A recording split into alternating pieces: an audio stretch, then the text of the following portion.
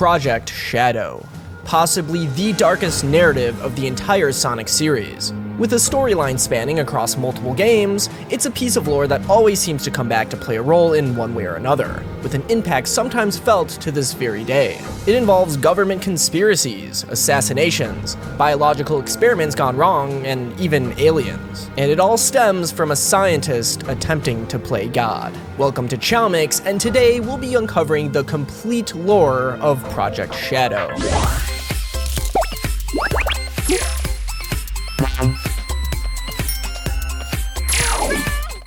This video is made possible by today's sponsor, 1v1.lol, the amazing hyper battle royale. Choose your champion, each with unique abilities, and select your weapon, all of which you can upgrade and even deck out with some awesome skins. And here's the best part, it doesn't matter if you're a newbie or a pro. The game adjusts to your skill level, making it the perfect playground for every player to build and destroy to their heart's content. And if you're someone who loves variety, the game keeps things fresh with many exciting modes, challenges, and events that change daily. What's cool about 1v1.lol is that you can jump into the action anytime, anywhere. Whether you're on a mobile device or prefer playing on PC or Steam, just download the game for free and start playing right away. And from now until May 15th, you can unlock exclusive skins of some of the biggest YouTubers for free. We're talking about Unspeakable, FaZe Rug, and even Booga, who has a cool pickaxe skin. All you need to do is play the game, gather the necessary items, and you'll unlock these limited skins just like that. Because remember, these skins are available for a limited time only, so don't miss your chance to show off these awesome looks in-game. Make sure to download 1v1.lol and start playing to unlock these exclusive skins before they're gone. Check out the link in the description to get started. Huge thank you to 1v1.lol for sponsoring today's video, and with all that being said, let's continue with today's episode. Over 50 years before the events of Sonic Adventure 2, we have Gerald Robotnik, renowned scientist and grandfather to none other than our very own Dr. Eggman. This scientific genius seems to run in the family, but in complete contrast to his grandson, Gerald is devoted to using science to make the world a better place. One of his greatest accomplishments being the Space Colony Ark, the world's first satellite colony allowing people to live in space. The Ark is an incredibly advanced research center created by Gerald for the purpose of allowing great scientists, such as himself, to conduct research and perform experiments for the greater good of mankind. Gerald has a very close bond to his beloved granddaughter, Maria Robotnik. After all, she lives on the Ark with him as she has an incurable and terminal illness called neuroimmune deficiency syndrome, and allegedly the lower gravity would help keep her condition in remission. But this wasn't enough for Gerald. He devoted himself to finding the cure for his granddaughter's disease through science. During this time, Gerald received a request from the president of the United Federation, the Sonic Universe's equivalent of the United States, a research program called Project Shadow. It would be dedicated to developing the formula for immortality. Initially, Gerald refused, as he felt that he would be playing God and that it could possibly be used as some sort of biological weapon for war by GUN, or the Guardian Units of Nations, which was essentially the United Federation's military. Anyways, it was all morally gray areas Gerald didn't want to step foot in, but he soon realized that something like this could lead to a medical breakthrough, the perfect solution for curing Maria of her illness. So, he obliged. Such a task seemed impossible at first, but despite the pessimism from his colleagues, Gerald Robotnik spent a great amount of time researching this formula for immortality. However, where do you even begin? Luckily for Gerald, there just so happened to be a set of 7 mystical gems capable of granting miracles and unlimited power. We all know them, the Chaos Emeralds. If Gerald could only just replicate their powers, surely he could convert their energy into a means of granting immortality, right? So Gerald began experimenting with ways of replicating the Chaos Emerald's energy and created the Chaos Drives. But the Chaos Drives needed to be created in such a way that living beings would be able to consume their energy. So Gerald began thinking of a vessel that would be able to properly handle this kind of power.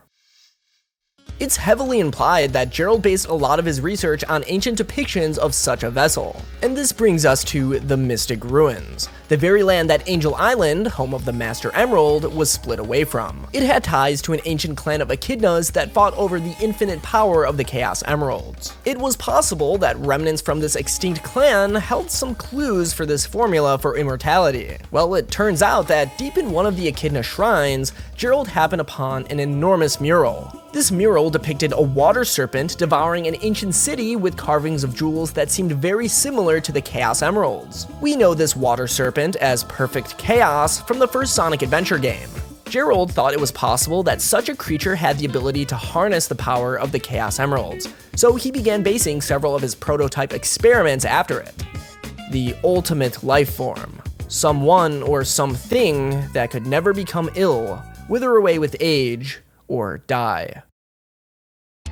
The experiment started off as pretty straightforward interpretations of this creature from the mural. We can actually see these experimental creatures inhabiting the Ark during the events of Sonic Adventure 2. First, we have the Artificial Chaos P1 variant, which is clearly modeled after Perfect Chaos from the mural. Its body is entirely made up of water and has an almost identical shape to that of Chaos. And it seems to retain both its shape and sentience from this headpiece found on top. Then there's the Artificial Chaos P100 variant, whose body takes a longer, more spherical shape. It's able to split up into tinier versions of itself, with a helmet acting as the master controller. These experiments were a good step in the right direction, but the issue was that these artificial life forms were just that, artificial.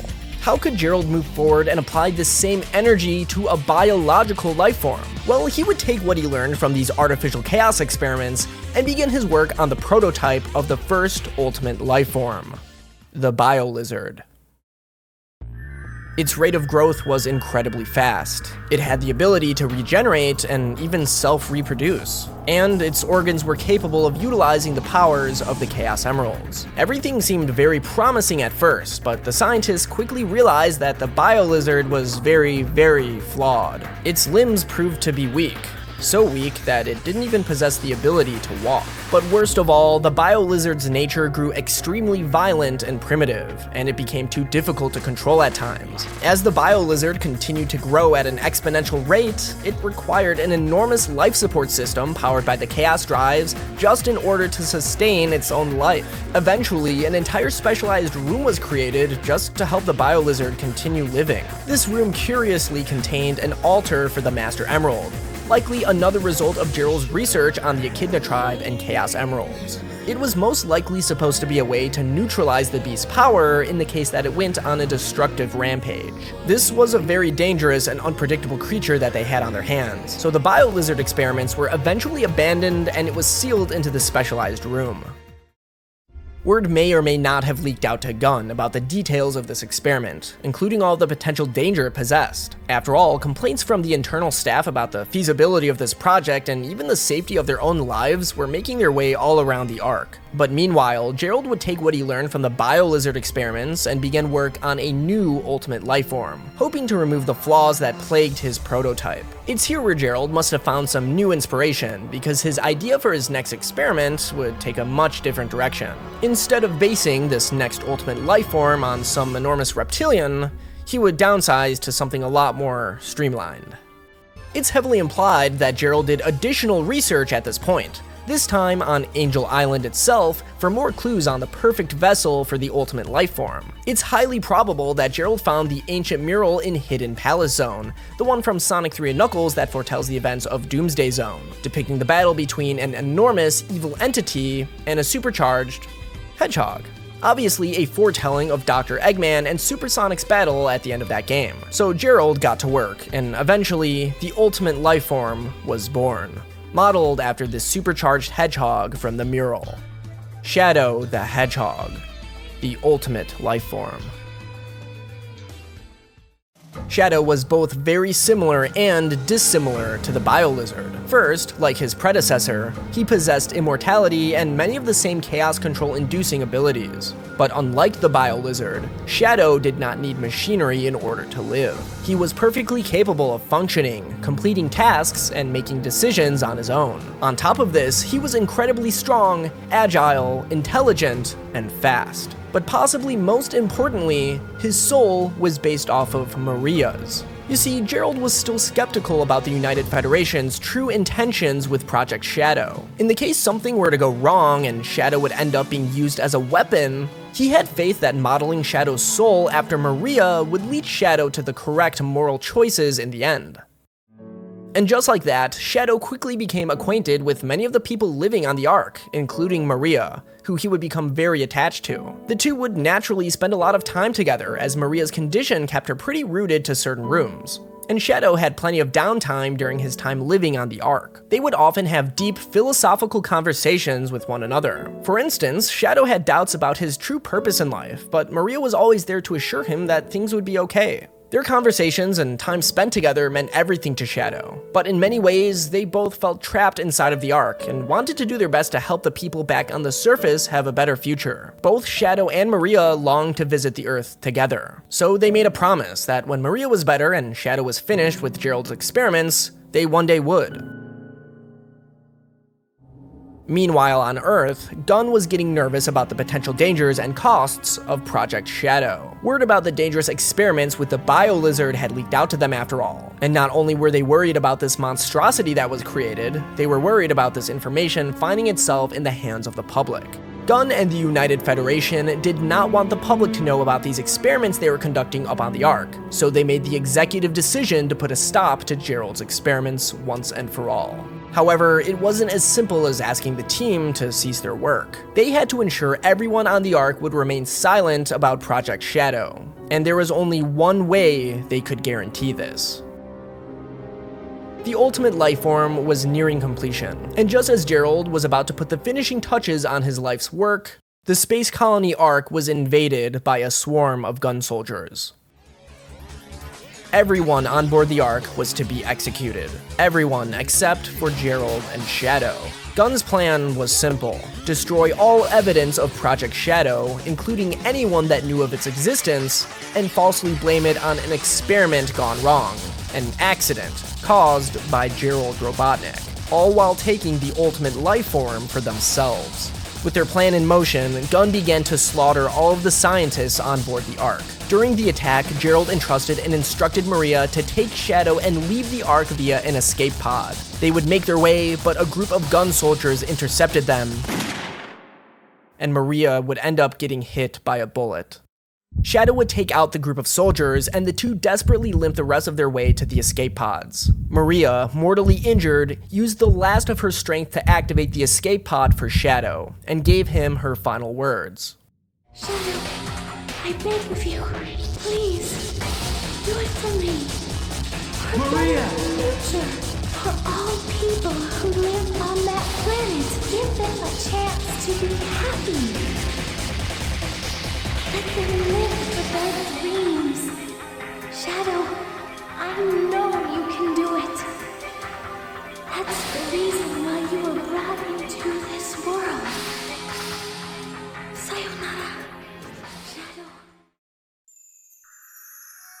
Completely traumatized, Shadow was then ejected from the Ark down to Earth, never to see his beloved Maria again. All on the Ark were killed that day, and Gerald was taken into custody and placed on Prison Island. He had gotten word from Gunn that one of the escape pods had ejected. Obviously, this meant that Maria and Shadow had escaped, right? But eventually, he would learn that Maria was one of the names on the list of those who perished on the Ark. And after learning of his granddaughter's death, Gerald would never be the same.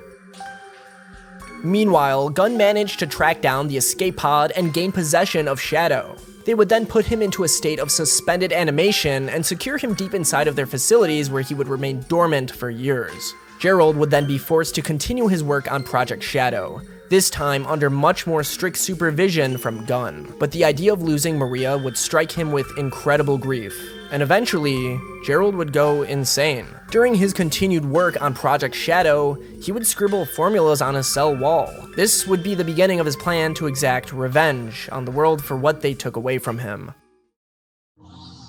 Even under heavy Gunn supervision, Gerald somehow managed to work under their noses and create a deadly contingency plan, a doomsday program, scripted to cause the space colony Ark to collide and destroy the Earth once all 7 Chaos Emeralds were placed into the Ark's Eclipse Cannon, a weapon attached to the Ark with the original intention to destroy celestial objects posing as a threat to Earth.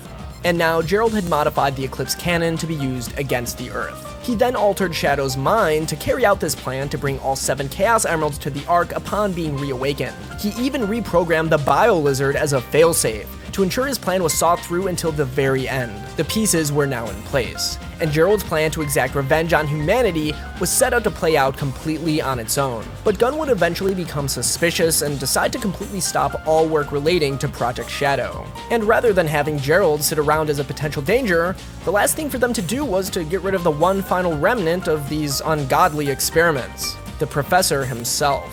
Gerald was sentenced to execution by firing squad, and Gunn would finally put an end to Project Shadow, or so they thought.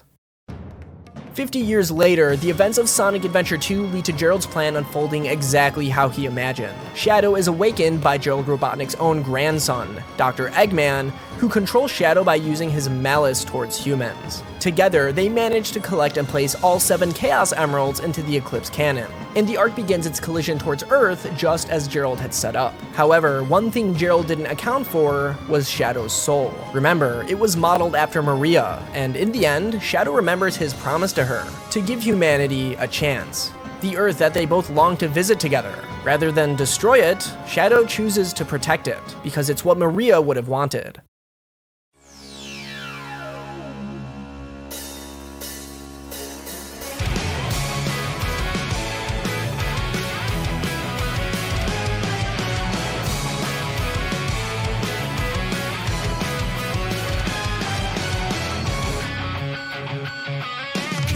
With the arc only mere seconds away from colliding with the Earth, Shadow uses the last of his energy to warp the arc via Chaos Control off of its collision course, but doing so would consume the remainder of his energy. In the end, Shadow would sacrifice himself to protect humanity, keeping his promise to the one person who meant everything to him.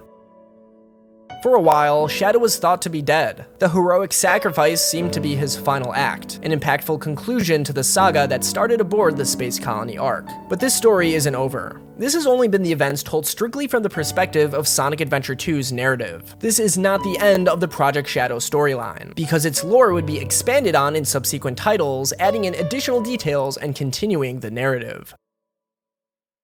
Shadow would mysteriously reappear in Sonic Heroes, seemingly having survived the ordeal with the final hazard. This raised many questions. Did Shadow somehow truly and miraculously survive? Is he merely a clone of the original, an android? What exactly is Shadow the Hedgehog? These uncertainties would become central to his character arc moving forward. Unfortunately, Sonic Heroes never answers these questions completely. But don't worry, because all of this and more will be answered as we uncover the remaining details about Project Shadow.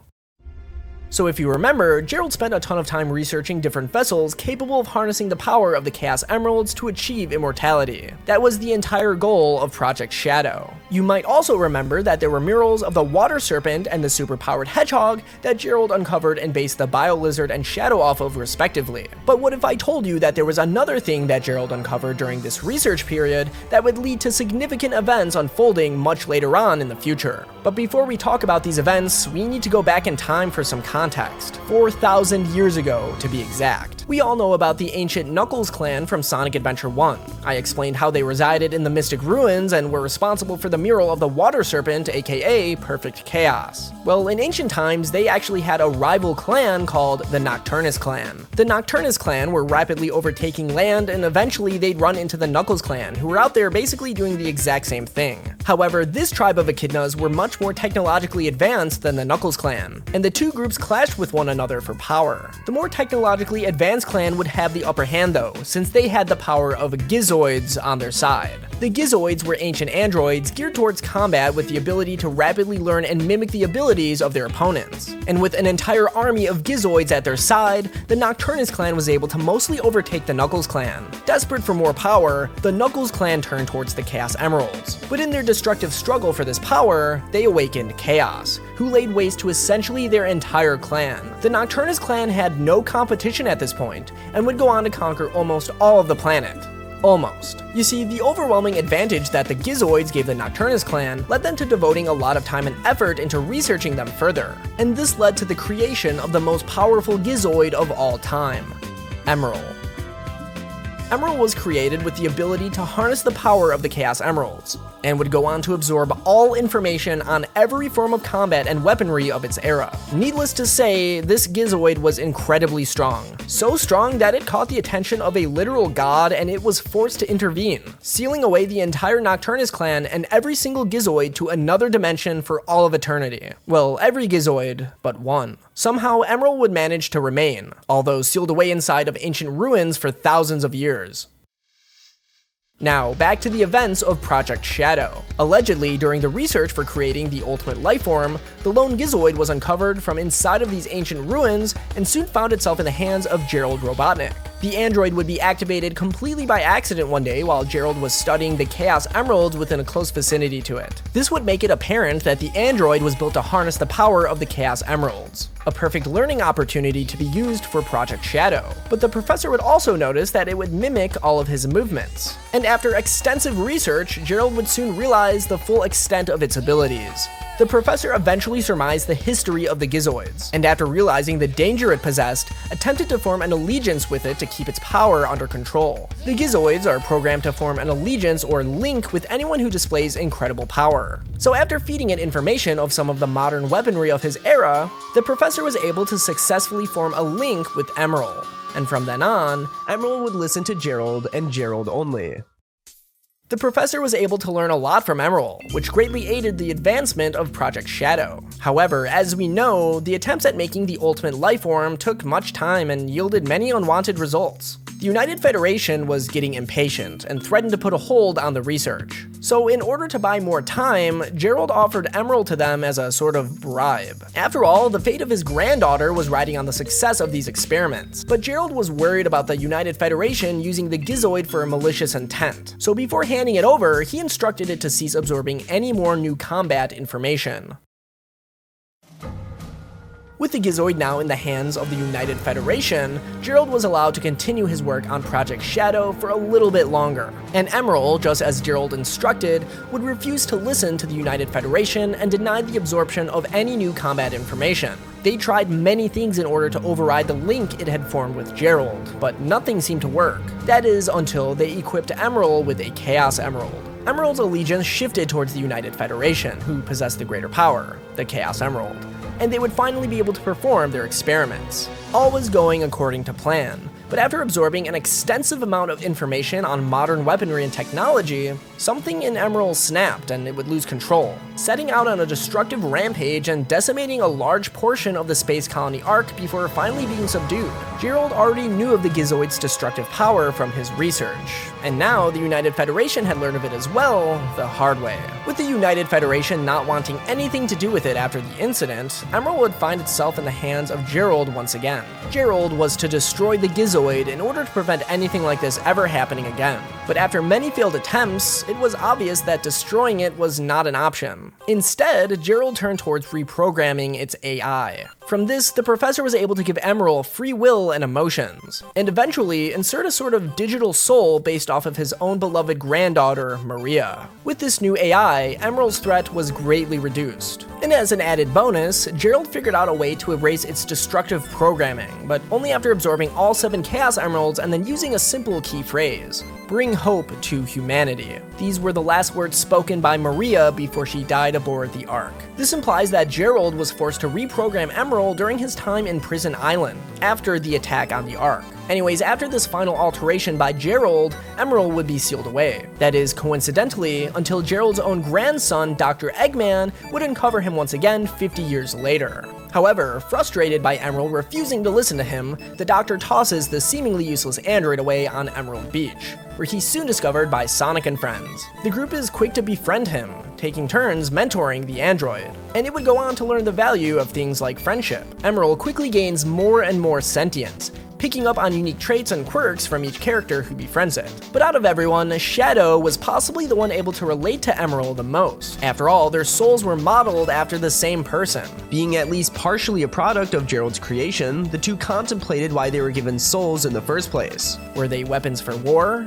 Tools to maintain peace? In the end, it was up to them to discover the answer to these questions. And so Emerald and Shadow would gather all 7 emeralds and speak the key phrase, "Bring hope to humanity," which granted Emerald complete freedom from his destructive programming that would sometimes kick in. Emerald was finally free, or so they thought. Emerald would be sent to put a stop to another one of Dr. Eggman's schemes, but Eggman tricks Emerald into witnessing an incredible display of power. It's here where Eggman shoots an enormous laser out into space, completely obliterating a group of stars. With a display of power so immense, it causes Emerald's innate destructive programming to take over, and it goes on a rampage, hijacking Eggman's laser and aiming it directly at Earth. It seemed that Gerald's failsafe was a complete bust. Not even his scientific genius could tame the wild power of the Gizoid. Left with no choice, Sonic is tragically forced to defeat Emerald in battle, gravely wounding him. But Maria's soul comes through right at the very end, and Emerald regains control over itself to say its final goodbyes to the wonderful friends it made along the way before vanishing forever. The story of Gerald and Emerald is a tragic tale that fits retroactively into the existing lore of Project Shadow. However, there's still more to this story, and it's here where things take an unexpected twist. This is the story of the Black Arms, an evil alien race who secretly had a large helping hand in the development of Project Shadow. The Black Arms reside on the Black Comet, a celestial body that passes Earth once every 50 years. Commanded by their supreme leader, Black Doom, their ultimate goal is to punish humanity for their history of horrendous transgressions by taking over their planet and using them as sustenance. Some of the earliest history of the Black Arms can be traced back at least 2,000 years ago, right on Earth, where they created a stronghold in the Glyphic Canyons. This stronghold, also known as the Holy Ground, is capable of becoming airborne and firing powerful laser beams. The Black Arms created the stronghold for future use, when the time was finally right for them to invade Earth.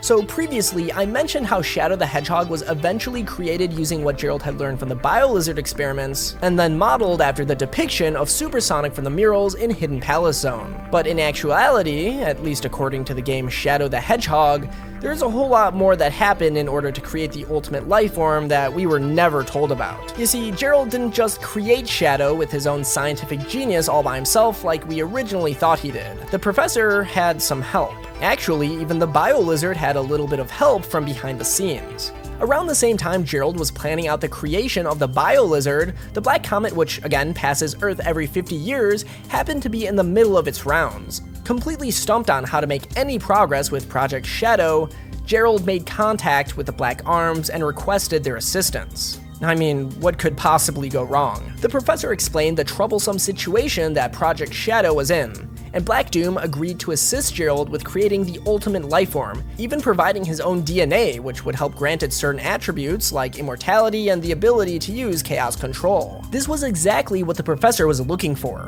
However, there was one condition to this deal. During the next passing of the Black Comet, 50 years later, Gerald would have the ultimate lifeform assist the Black Arms in gathering the 7 Chaos Emeralds. What exactly did they plan to do with these emeralds? Well, they didn't exactly specify. Now, if you're thinking this sounds kind of iffy already, you're goddamn right. But being extremely desperate for results, Gerald was completely willing to accept this deal. Obviously, the Black Arms were up to no good, so the professor devised a plan to secretly thwart whatever they were trying to do 50 years in the future. Yeah, remember the Eclipse Cannon? I previously mentioned how it was built with the purpose of destroying celestial objects posing as a threat to Earth, but little did we know at the time, it was built with a very specific celestial object in mind: the Black Comet.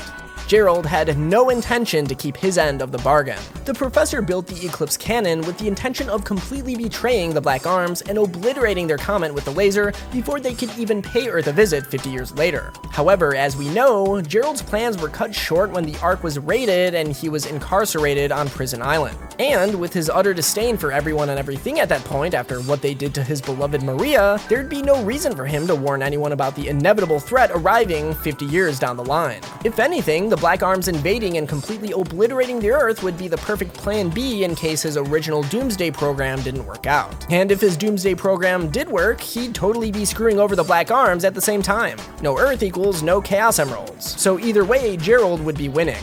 Of course, we all know that Gerald's plan to destroy the Earth fails because of the heroic actions of Sonic and Shadow at the end of Sonic Adventure 2. But now, the Black Arms are set to arrive to Earth without any warning. And exactly 50 years after the pact between Professor Gerald Robotnik and Black Doom being made, the Black Arms arrive to Earth and immediately begin their rampage, starting with a full-scale attack on the city of Westopolis. Shadow, who's nearby and happens to see this all unfold, is immediately approached by Black Doom, commanding him to collect all 7 Chaos Emeralds as per their promise. Obviously, Shadow has no idea what this creature is or what he's talking about, and throughout the game, it's completely up to the player to choose who to take orders from: Black Doom, Sonic and Friends, Eggman, or Shadow can even forge his own path. And especially with Shadow being so confused about his own identity during the course of this game, it's the perfect reasoning for him to be just as likely to pick any of these options. But no matter what choices you make during the course of this game, there's a few crucial plot details to Project Shadow that we learn within the various possible paths. Immediately following the attack on Westopolis, the commander of Gun himself accuses Shadow of siding with the aliens, regardless of the player's actual choice. You see, the commander of Gun has a grudge against the ultimate lifeform. As a child, he lived aboard the Ark with his parents, who worked there as scientists. He was also good friends with Maria, and they'd often play together while the grown-ups were hard at work. One day, after playing around the Ark with Maria, he stumbles upon the moment of Shadow's creation, the forging of the pact between Gerald and Black Doom. This was already a traumatizing event for the poor boy, but not long after, the Ark would be invaded by Gun, killing his entire family and his best friend Maria in order to keep the entire project a secret. Why was he spared while Maria was killed? Maybe it was because she was trying to escape with the ultimate lifeform. Maybe it was because he was slightly younger and Gun actually took mercy on him. But either way, assuming the young boy knew nothing, Gun took him under their guardianship, leading him towards a path in life that eventually resulted in him becoming the head commander of Gun. And since that fateful day, the commander blamed Shadow for the death of his loved ones and swore to get his revenge. The commander does eventually confront Shadow one-on-one, and after a brief battle, he realizes that Shadow truly doesn't remember anything from his past, making it difficult to sustain his rage against the hedgehog. Because for the first time, he begins to relate to Shadow. They both lost everything on the Ark that day. Maybe him and Shadow weren't so different. We'll get back to the Gun commander in a bit, but let's now talk about Shadow's identity. Depending on which routes you take, you'll get an assortment of different answers. The original Ultimate Lifeform, an android, a pawn of Black Doom, the protector of the space colony Ark. But what is the canonical answer? Who is Shadow the Hedgehog? Luckily, the true ending of the game shows us what actually happens. Shadow manages to collect all 7 Chaos Emeralds. For whom did he collect them for? Well, it's actually ambiguous because of the open-endedness of the entire game. But either way, Black Doom steals them and uses their power to teleport the Black Comet down to Earth. The Black Comet, reacting to the Earth's atmosphere, then produces a gas enveloping the entire planet. This gas, which the Black Arms are naturally immune to, causes complete paralysis of the body, making it extremely easy for all living things to be devoured alive by the bloodthirsty alien race. But because Shadow was created with Black Doom's DNA, he too turns out to be immune to this gas. Shadow uses this as an opportunity to pursue Black Doom, and it's here where he learns the shocking revelation, that he was created with Black Doom's own blood. He too is technically part of the Black Arms hive mind. With the horror of this realization, Shadow succumbs to Black Doom's control. That is, until Team Chaotix managed to activate a pre-recorded message from none other than Gerald Robotnik. This message, containing the truth, is broadcasted across the entire world just as last time. The truth about the Ark, about the Black Arms' involvement in Project Shadow, about the government's foul play, but most importantly, about the Eclipse Cannon and its intended use against the Black Comet. The Gun commander, also viewing this broadcast, finally learns the truth about Project Shadow for himself. Gun, the very organization that he ended up devoting his life to, was the one that killed everyone aboard the Ark on that fateful day in a horrible act of corruption. And Shadow and Gerald?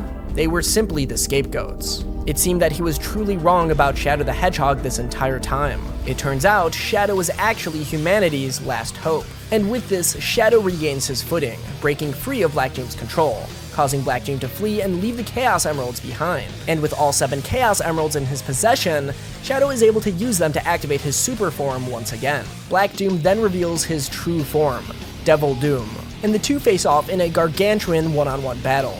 Mustering up all of his strength, Shadow battles the very being that created him. During this battle, Eggman confirms that Shadow is not an android or a clone, but the original that we've come to know from Sonic Adventure 2. Shadow, can you hear me? This might be the last chance I have to speak to you, so everyone thought you died during that horrible incident. But I rescued you with one of my robots. You lost your memory, that's all. You really are the ultimate life form my grandfather created.